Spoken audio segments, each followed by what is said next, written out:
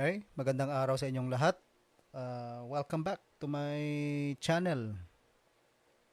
Ang pag-uusapan natin ngayon kung may bayad ba ang empleyado kapag ang holiday tumapat ng linggo.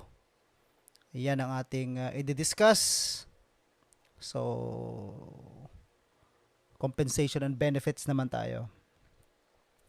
Ang sagot dyan, kapag regular holiday, yes. Kapag special day, wala. Ang paliwanag, i-discuss natin afterwards, no? May mga intro tayo. So, doon sa mga mahilig sa direct to the point, pwede nang mag-stop video. Mga doon sa gusto makarinig pa ng paliwanag, stay put.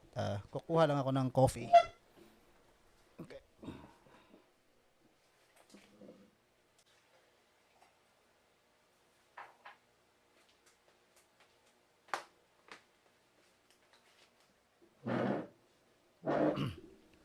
Alright, so bakit ganon ang ating sagot sa tanong? Kapag binasa ninyo ang ating labor code, Article 85 to 89, dalawang klase, two major categories or classes ng ating holiday.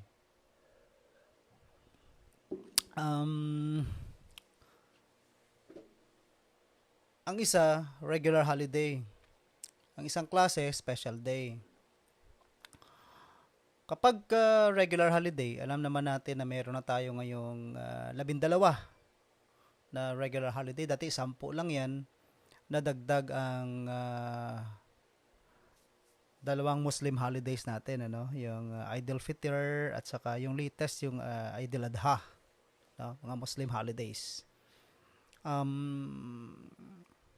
Yan ang regular. Bali, 12 na sila ngayon. So, if you look at the presidential proclamation, makikita ninyo yung mga holidays na yan. And ang nangyayari dyan, movable dates yung mga holidays ng Muslim, no? And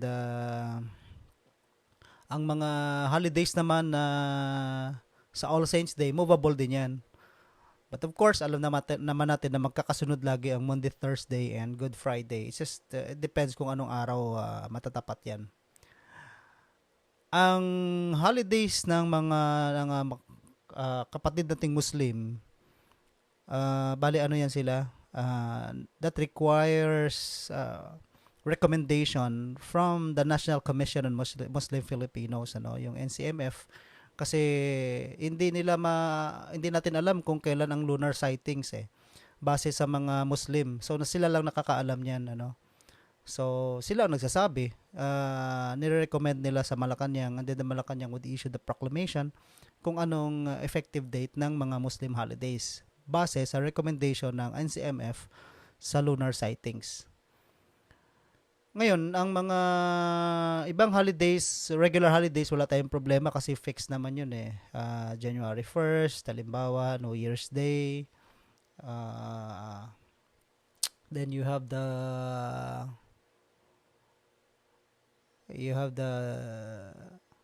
Labor Day, you have the Independence Day, June 12, National Heroes Day, Rizal, Bonifacio, ganon, ano. Last day of the year, and then yun, we have 12, no. Makikita niyo naman sa mga proclamation, RA 9492, no. Doon nagkaroon dati kasi ng next to Monday rule sa mga holidays, 'di ba? Sa panahon ni President Gloria Macapagal Arroyo, kung naalala niyo, meron siya yung kapag kang holiday nag-fall on a Saturday, ang celebration nun Monday, 'di ba? Kaya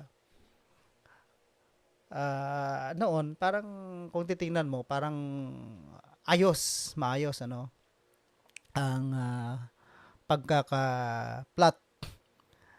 Kapag hindi mo ginawa yun, nalilito ang mga tao. 'di ba? Kaya nagkakaroon tayo ng issue ngayon na holiday na nagfo-fall ng Sunday, no, regular holiday nagfo-fall ng Sunday. Sabi mo, wala akong pasok ng Sunday tapos holiday, paano 'yun? May bayad ba ako? Wala. Kaya tayo napunta sa ganitong discussion. So, nililay down ko muna yung premise ng mga holidays para maintindihan nyo kung bakit ganun ang ating magiging paliwanag, no? So, nakuha na ninyo, no? Dalawang categories ng holiday natin. We have the regular holiday and the special day. Yung regular holiday, 12. Ang special day, paiba-iba, marami yan. Pero yung pinaka-basic dyan, 3. All Saints Day, Ninoy Aquino, and yung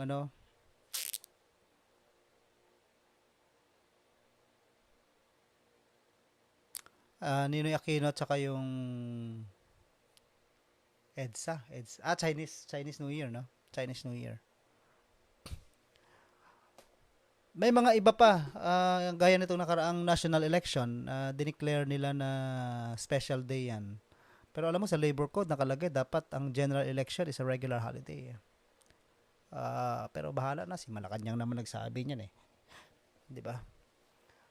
So, susundan na lang natin. Now, when you go to special days, mga special day, mayroon, nakikita nyo minsan, mayroong special non-working holiday and special working holiday. Diba? Ganyan.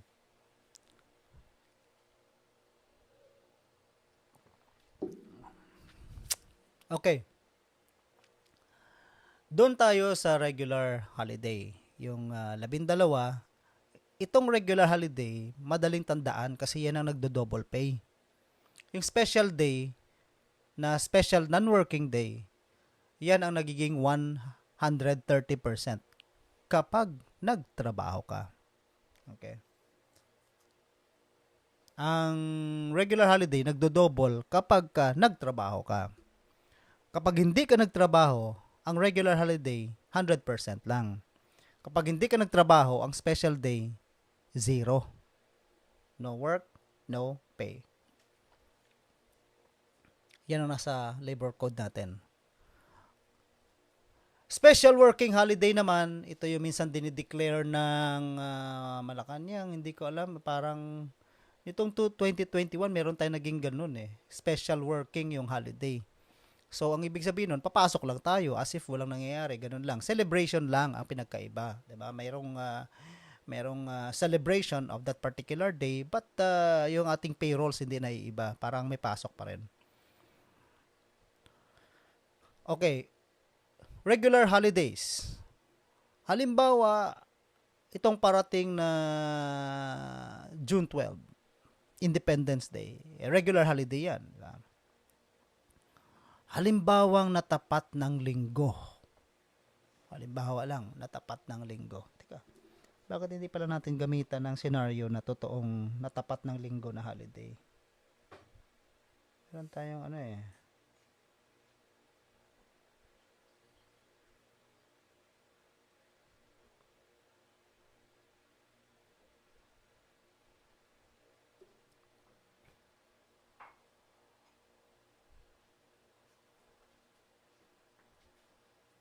bang holiday natin na natapat ng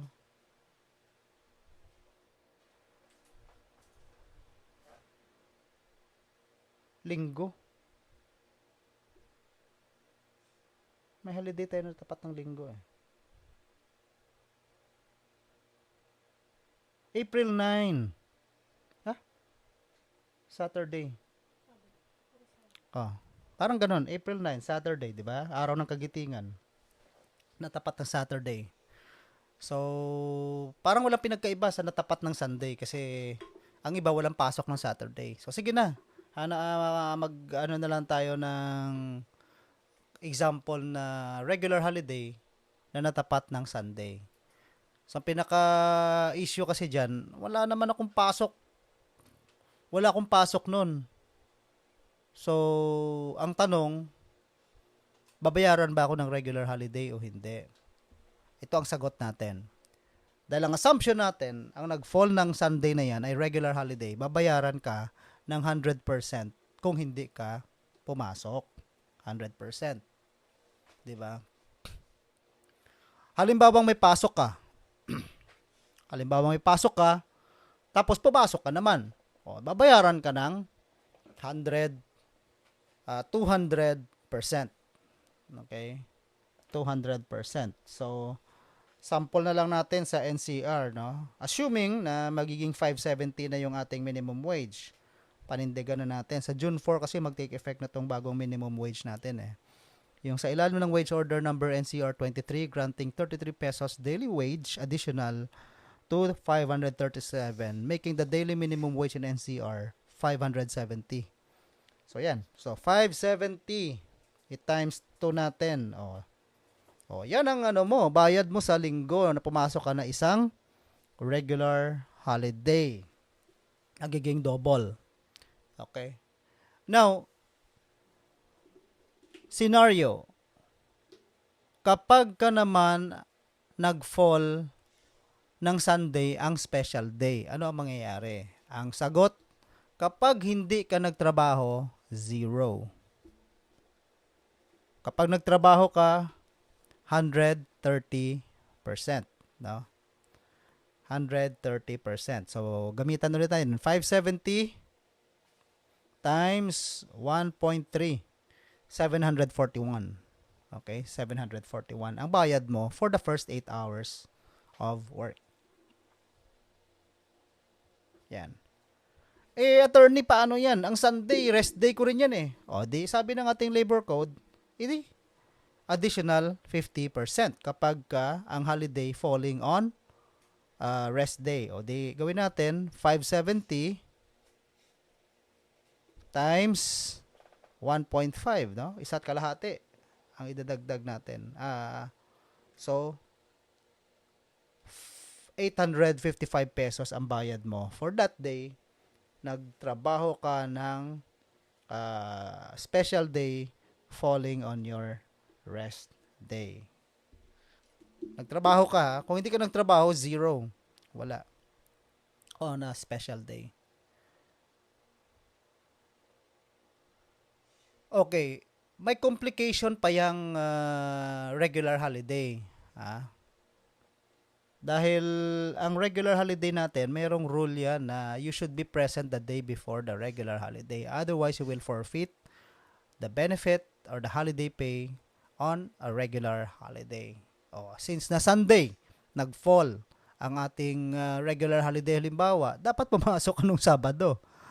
Kung hindi ka pumasok ng Sabado kasi hindi ka talaga pumapasok, mafo-forfeit mo yung holiday pay mo na nagpumatak ng Sunday.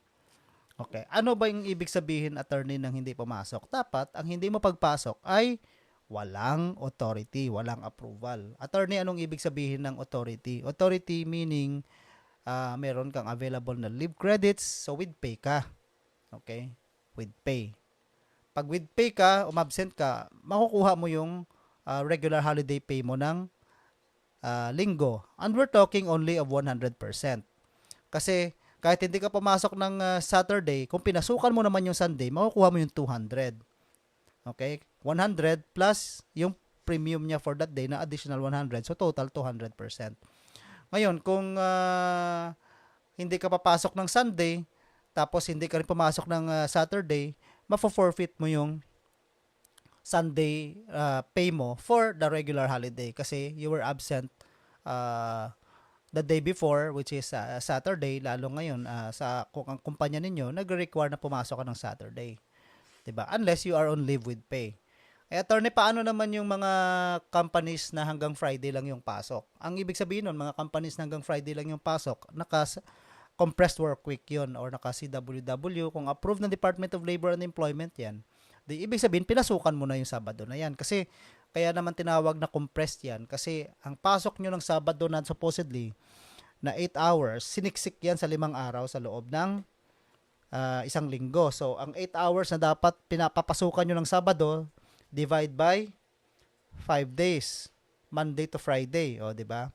So, yan. 1.6 hours per day. So, sinisiksik yan sa plus 8 hours, no? Nagiging 9.6 hours per day without any overtime pay from Monday to Friday kasi nakakompress kayo. Hindi ka papasok ng Sabado.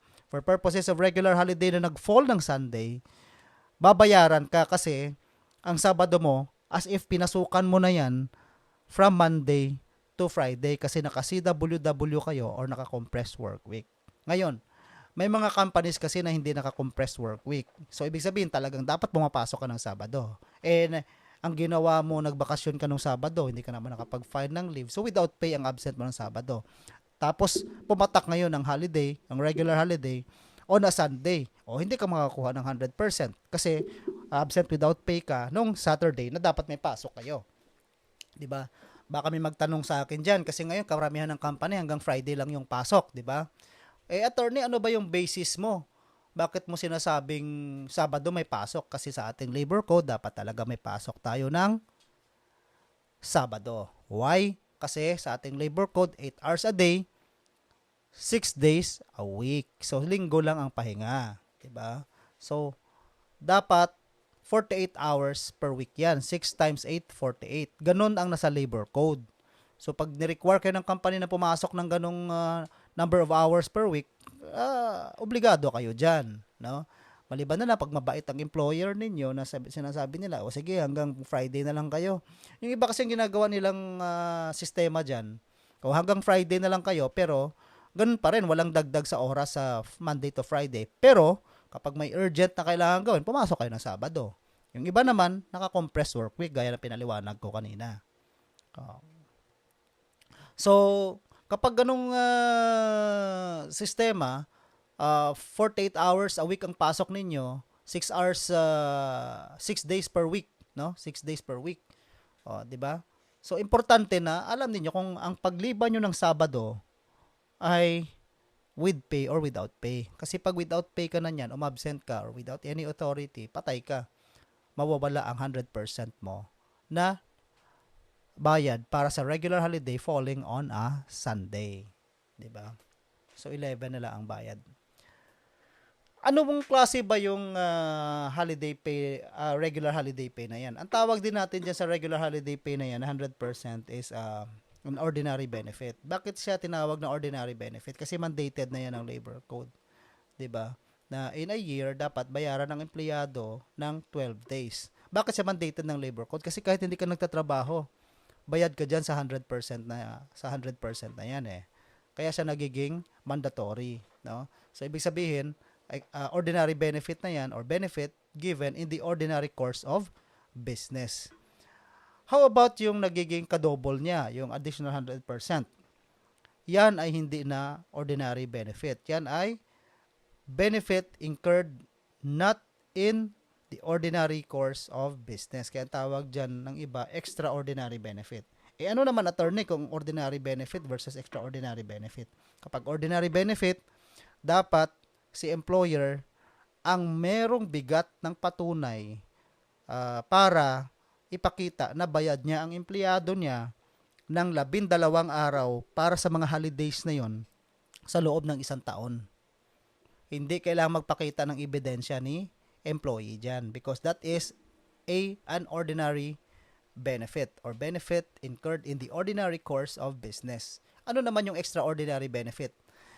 Kung extraordinary benefit kasi yan, ang may bigat ng patunay dyan si employee to prove na pumasok ka sa araw na yon.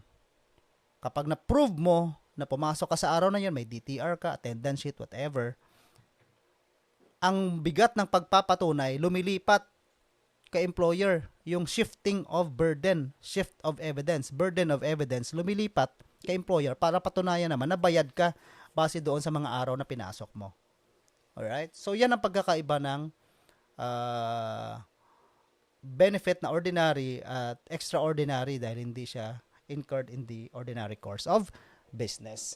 Kaya naman tayo napunta dyan dahil ang pinag-uusapan natin yung regular holiday or holiday falling on a Sunday para makita mo kung alin ang demandable, alin ang hindi demandable. So kung ikaw si employee, mag-demand ka ng 12 bayad sa loob ng isang taon. Kung daily paid ka, daily paid ha, kung daily paid ka.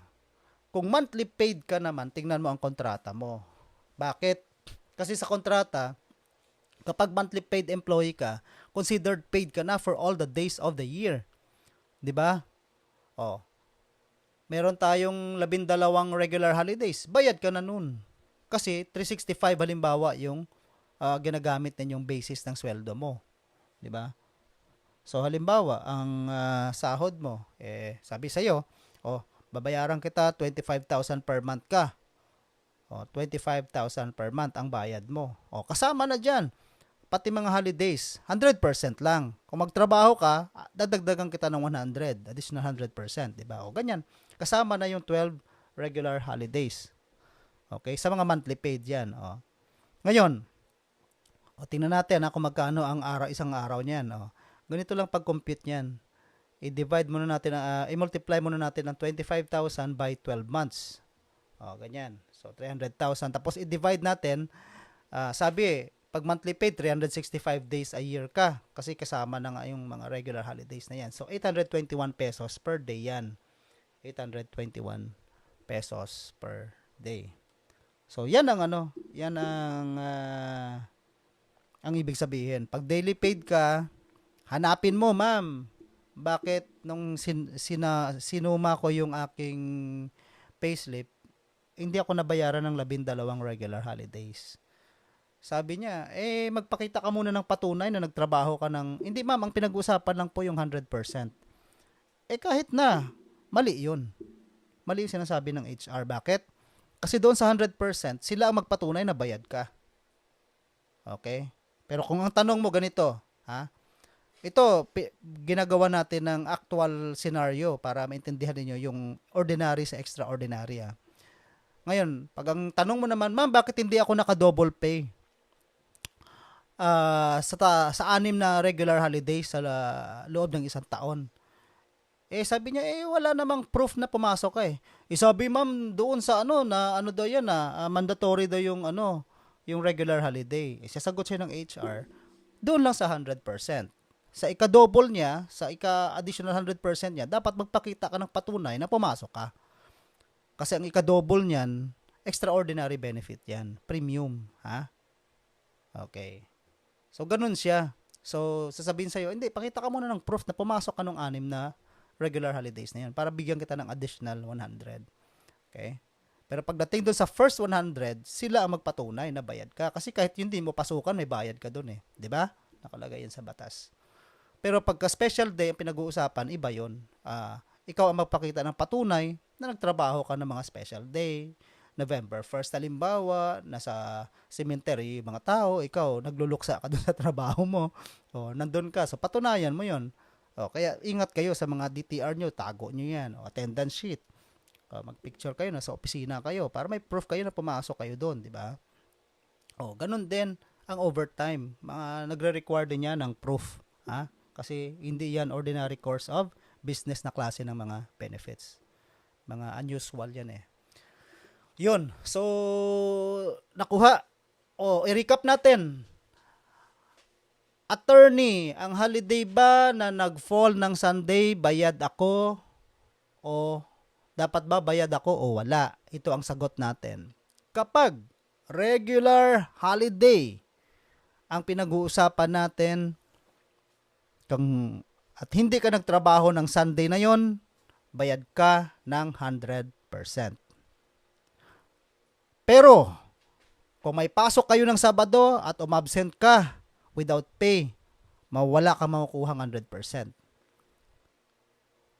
Kung absent ka ng Sabado, pero approve ang absence mo at with pay ka, makukuha mo rin yung 100%. Kapag yung linggo ay pinasukan mo, ang regular holiday mo ay double pay. Kapag ka daily paid worker ka.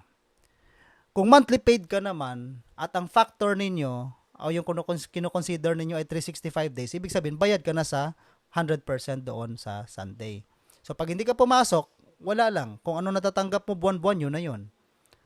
Kung pinasukan mo ang Sunday, monthly paid ka, maliban doon sa 25,000 na example natin kanina, may 821 pesos ka pa dahil pinasukan mo ang Sunday na isang regular holiday. Okay? Next, kapag ang linggo na ang holiday na pumatak doon ay isang special day at hindi ka pumasok, bokya, zero, wala kang makukuhang holiday pay. Bakit?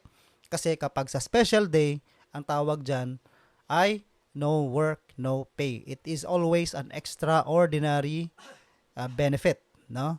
Ngayon, pag pinasukan mo, magkano attorney? 130% ang makukuha mo. Kapag ang Sunday na yan ay rest day mo pa, di 150% ang ibibigay na bayad sa iyo kapag daily paid worker ka. Okay? Kapag monthly ako attorney, magkano? Additional 30 na lang kasi yung 100% deemed paid ka na nun. Kasi sa factor na ginagamit ninyo na 365 days. Ibig sabihin, sabi ng employer mo nang nag-usap kayo, sige, bigyan kita ng 25,000 per month. So, considered bayad ka na sa lahat ng araw nun. Ibibigay ko na lang sa'yo buwan-buwan, di ba? So, kung pinasukan mo yung Sunday na isang regular na isang special day, di plus 30 ka na lang. Huwag ka na maghanap ng 130. 30 lang. Kasi bayad ka na sa 100 kung monthly paid ka. Okay? So, ganoon lang kasimple ang ating holiday pay, ha? Holiday pay na pumatak ng Sunday. So this also answers the question ni Wilson. Wilson Miguel, ito ang sagot sa tanong mo. Alright? So I hope you learned something from this video. Maraming salamat for following my channel. Thank you for subscribing. Dumami ang mga subscribers ko na naman. Dumami na sila, nadagdagan na naman tayo. Okay? So maraming salamat. And I hope you find this channel useful to you. Kung okay, then you can share this with your colleagues, with your friends. Feel free to comment. By the way, maggagawa nga pala ako ng isang post para sa face-to-face consultation. I-raffle natin yung 10 lang muna sa first batch. So kung interesado kayong sumali dyan, masama ang pangalan ninyo sa raffle, i-comment ninyo doon sa post ko. Maggagawa ko ng parang post lang na nandun ang mechanics. Mag-comment kayo doon na ilagay ninyo interested. Tapos, makikita ko naman yung pangalan ninyo sa YouTube channel na ginagamit ninyo, ha. Tapos, syempre, ang magiging rule natin dyan, pag ikaw ang napili na raffle, kasi ipapublish din naman natin yung winners natin dyan para sa face-to-face consultation. Ano lang, siguro maximum 30 minutes lang. Siguro, para mabigyan natin ng time lahat, no? 30 minutes, 15 minutes ang bawat isa. No? So, bibisita kayo sa office ko, tapos gawa muna kayo ng folder. Kasi, bakit kayo kailangan magpagawa ng folder? Kasi, kung may follow-up questions kayo, doon ako magre-refer. Kasi ang hirap naman kung magtanong kayo dito sa akin, na tapos sabihin niyo na yung pinag-usapan natin ng meeting natin o nung face-to-face natin, tapos, siyempre sa dami ninyo, hindi ko na maalala. So, ang gagawin ko lang naman dyan, anong pangalan? Pag ano ng pangalan, sasabihin ko lang sa opisina, pakihugot yung folder ni X. Di paghugot niya ng folder, pagtingin ko nandun ang information, nandun ang pinag-usapan natin, maaalala ko. Hindi na natin babalik-balikan na aalalahanin ko pa. Minsan sa sa dami ng ginagawa natin, nakakalimutan na natin yung karamihan ng information diyan. So, ibig sabihin, kapag natuloy ang iyong face-to-face consultation with me, magpagawa kayo ng folder diyan sa opisina ko. Tapos mag-fill out kayo ng basic information at yung concerns ninyo, no? Para magawa natin ng record, ha? So mag-prepare kayo pati ID ninyo, no? So ang folder ninyo, syempre may mga yan, ilagay niyo yung personal information na hihingi namin sa inyo, yung proof ID, ganyan, yung may mga payslip kayo, may mga record na yun ang issue ninyo. Isama niyo na rin doon. Okay? So ang karamihan sa inyo nagsasubscribe sa channel ko, ang ginagamit na pangalan, iba. Parang iba dyan, halimbawa, nakalagay ABC TV. Hindi pangalan ng tao yun. So, kaya ang gagawin ko dyan, pag nagkaroon tayo ng online consultation, ng face-to-face consultation, i-declare ninyo yung inyong buong pangalan. Sa pag-comment pa lang doon, ilagay nyo na ang totoong pangalan ninyo. Para pag gumawa kami ng raffle, paggawa ko sa staff ko kasi yan makita natin kung sino yung mga tapos i-publish natin, tapos i-schedule natin yun, ha. Abangan nyo rin doon sa aking YouTube channel ang mga schedule of first batch ng ating consultations. Okay? Take note lang, ha. Makati ako. Pagka na-qualify ka sa Makati. So kung interested ka, pupunta ka ng Makati. Siguro yung mga sa province, pasensya na. Hindi natin magagawa yan. Pero kung halimbawa lumaki na yung ating audience, baka gumawa tayo ng ng parang caravan, siguro parang ganyan. Halimbawa, naggawi ako ng Bicol o lahat ng mga taga Bicol na ano, halimbawa, pupunta ako doon, magstay ako, may hearing ako, 1 linggo ako doon. O di i-line up ko na kayo. Pero ako ang pupuntahan nyo sa kung saan ako doon sa Bicol para magkaroon tayo ng consultation. Okay. So, ganun lang ka ang gagawin natin para makatulong ako sa inyo kasi nga sabi ko, ang hirap magbigay ng advice sa mga iba sa inyo na hindi buo ang information. Bakit ano ba yung information attorney para maging buo? Kailangan makita natin yung mga documents kasi karamihan sa inyo may mga sinasabi may nakabase sa documents. So, mahirap magbigay ng concrete advice kung hindi natin nakikita yung dokumento. Yan ang rason kung bakit pinopropose ko na magkaroon tayo in the future ng face-to-face consultation para sa mga avid subscribers natin. Ano natin dyan yung mga subscribers na matatagal na, di ba? So, yun. Abangan nyo yan. And ang goal ko lang naman dito, makapag-share ng information sa inyo, ma-enlighten kayo, maaaring makatulong sa inyo. Kung hindi man makatulong sa kaso nyo ngayon, at least baka ma-share nyo sa mga kakilala ninyo. So again, maraming salamat for your support. I'm very thankful. And I hope to see you guys in my next video. And God bless.